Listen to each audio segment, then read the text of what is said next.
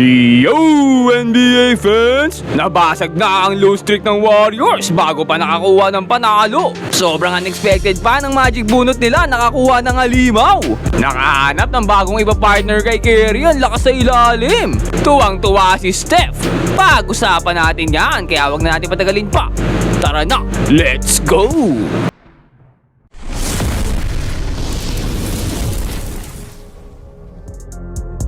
At ayun nga no, kalaban nga ngayon ng Golden State Warriors itong Sacramento Kings. At simula pa nga lang ng first quarter itong si Reyno, ganadong-ganado na. Nakakuha agad ng end-one play. Ang laki kasi, gamit na gamit ang height. Kinakawawa ang mga small guards ng Warriors sa ilalim. Panay pasok sa loob nga ginagawa ng Kings dito sa ating first quarter of action. Samantalang hindi pa nga naipapasok dito si Steph Curry dahil sa kanyang limited minutes. Second game lang niya kasi after ng kanyang injury. Pero dito nagpaulan na nga ng 3-pointers ang Golden State Warriors. Yeah, that's a preparation clip, right? You can watch it, you can talk it out if Podziemski misses a three. GC2 the rebound, so if they're ever in that position again, in the play Kaso nakasagot naman agad ng 3-pointer dito ang Sacramento at nakakuha pa nga sila ng steal. off of Podziemski's hands, and the Connors got a freebie. Still dunking. Ang gandang pick and roll naman mula kay Seth Curry dito at ang pinakabagong sentro nila na si Charles Bassey. Kaso talagang sobrang aggressive dito ng Kings. Really go nuts. Slide. Holding up top. He fought back to the big man. Nakakuha nga sila ng early lead dito pero finally naipasok na si Steph, tumira ng 3-pointer na wala pero GP2 with the rescue. Kalma lang daw, nagpapainit pa si Steph eh. Kaya si Bud Spencer nga muna dito ang umatake. Kaso umatake rin itong si Killian Hayes. Nagkalituhan ng depensa ng Golden State, nakalusot tuloy siya. Di na double team pa nila dito si Steph Curry pero GP2 nakapagandang alley-oop papunta kay Bassey.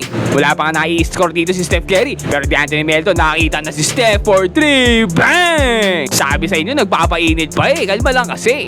Kaso itong Kings ayaw kumalma, patuloy ang pag-atake. Just like, is that Steph Curry? I thought no, you get used to that space. Sa kabila niyan, hindi naman napaghulihan dito ang Golden State. Nakakuha lang ng 2-point lead dito ang Kings pagtapos ang ating first quarter. Start of the second quarter, D'Anthony Melton nga may kapit ng bola dito at aking na basket. Nakakuha ng foul and one. Wow!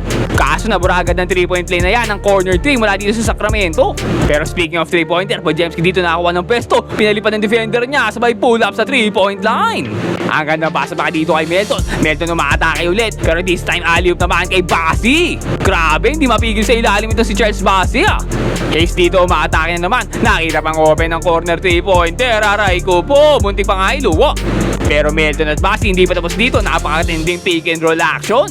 Napaka-effective ng pinapakitang performance dito ng bagong big man ng Golden State. Kaso sobrang effective din from the outside nitong Sacramento sa ating second quarter. Pinapaulanan dito ang Golden State. Sumusubok naman bumawi dito ang Golden State. Melton nga napakagandang fake. Nauto ang kalaban sabay pull up ng 3-pointer.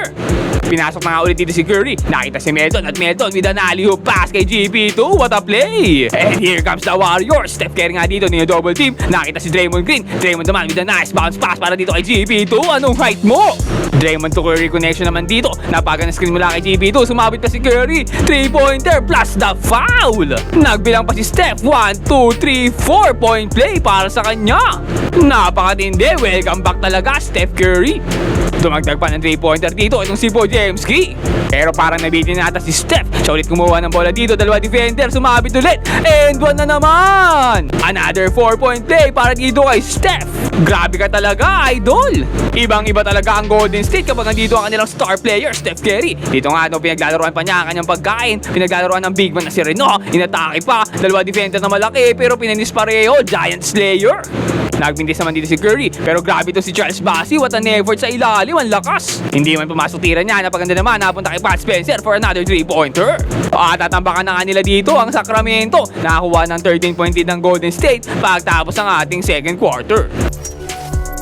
Pagpasok ng third quarter nga no, nilabas muna si Charles Bassey. Kaya ito si Draymond Green na nagbabantay kay Reno. At gamit na gamit niya nga ang height niya dito. Kinakawawa at binubuli si Draymond. Buti nga lang nakakabawi-bawi sa offense dito ang Golden State sa pangunguna ni D'Anthony Melton. Great game so far para sa kanya no. Nakita pa na dito si Podziemski driving to the basket. Ang gandang bounce pass para dito kay Leons. Podziemski pa dito driving to the basket. Pianis ang higante. Dito nga pinasok na ulit ng Golden State ito si Charles Bassey. Grabe rin kasi yung impact na pinapakita niya sa larong to eh. Kakapasok pa nga lang niya ulit to. Grabe depensa. Boom! Ang tigas! Pero hindi lang yan. Grabe rin talaga siya rumiband at humakasel. Sayang lang at hindi pumasok yung follow-up niya. Pero nabigyan naman niya ng another opportunity dito ang Golden State. Pat Spencer, pinaglalaroan si Reno, nawalan, pero Charles Bassey agad with a rebound.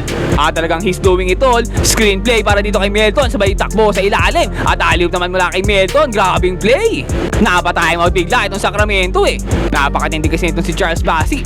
Pero during the timeout nga, no, makikita natin dito na si Moses Moody nagbabalik sa Warriors ground. Kung maalala nyo, siya nakakuha ng matinding injury. Grabing standing ovation nga ang binigay sa kanya ng Golden State. Maging si Steph Curry talagang napapalakpak. Respect mula sa legend. Buti lang, pakunti-kunti nakaka-recover niya tong si Moody. Sayang lang na wala siya sa Golden State para sa playoff run nila. Pero kalma lang mga Warriors fans, huwag kayong mawalan ng pag-asa. As long as nandito si Steph Curry, may pag-asa ang Golden State. Idagdag mo pa ang mga magic bunot nila. Nakatulad dito si Charles Bassey na nakakuha na naman ng another block. Grabing depensa yun. Draymond Green naman dito, nakapagandang play to GP2. At Steph Curry pinaglalaroan ng defender niya. Sabay no look pass papunta kay Pat Spencer for the another 3-pointer. Tumobo nakakalamangan ng Golden State kaya pinagpahinga muna si Bassey. Kaso pagkalabas niya, no, bigla ba namang humabol itong Kings? Nakakuha naman ng steal dito si Steph Curry. Kaso nagkamali rin siya ng pasa. Pagbato niya, may kalaban pala doon. Bumalik tuloy sa Kings ang bola. Kulang defenders ng Golden State. Nakita na opportunity ng Kings yan at binaktakan na sila. Napahirapan sila sa ilalim kaya pinasok na nga ulit dito si Charles Bassey. At pagpasok niya, boom, block agad. Plus the rebound syempre. GP2 naman, cutting to the basket. Floater, nawalan. Pero Charles Bassey with a rebound. Grabe to. Ang lakas sa ilalim. Kaso nga lang, nakuha na ng Kings dito ang momentum kaya nahuhulog na mga tira nila.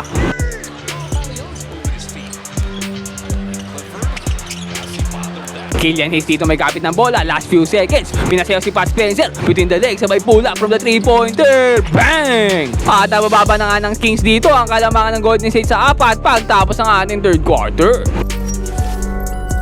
At pagpasok ng fourth quarter, nakatabla pa nga itong Sacramento. Naisahan sila sa rebounding eh. Buti na nga lang, na-shutdown itong si Leon sa Sacramento. Napakagandang block. Huling-huli oh. Saan ka pupunta? Kaso lang, nag-small ball lineup dito si Steve Kerr. Kaya nahirapan sila pagkuha ng rebound eh oh. Kinakawawa lang sila sa ilalim. Nakakuha pa ng 3-pointer. Napaganda pa. At patuloy pag-atake ng Sacramento dito inside. Hindi nila makapigilan eh.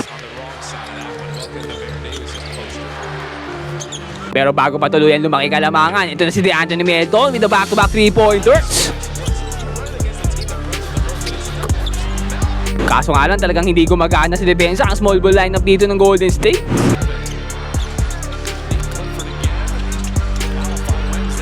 Kaya under 6 minutes na ating fourth quarter naman pa ng dalawang Sacramento. Pero ito na, ang original na Splash Brother, Seth Curry for 3-pointer. Hindi na kailangan si Steph, andito naman si Seth eh. At binalik na nga rin sa court dito si Charles Bassey na currently meron ng double-double para sa Golden State. Wow! Ang gandang screen nga binigay niya dito kay Steph. Nauto niya dito ang Kings, akala nila kay Curry bibigay ang bola, sa kanya pala. Medyo nag-improve ang depensa ng Golden State dito kaso mainit na itong Sacramento sa ating last quarter eh. Ang ganda pa ng ball movement nila dito, nagkakalituan ng defenders.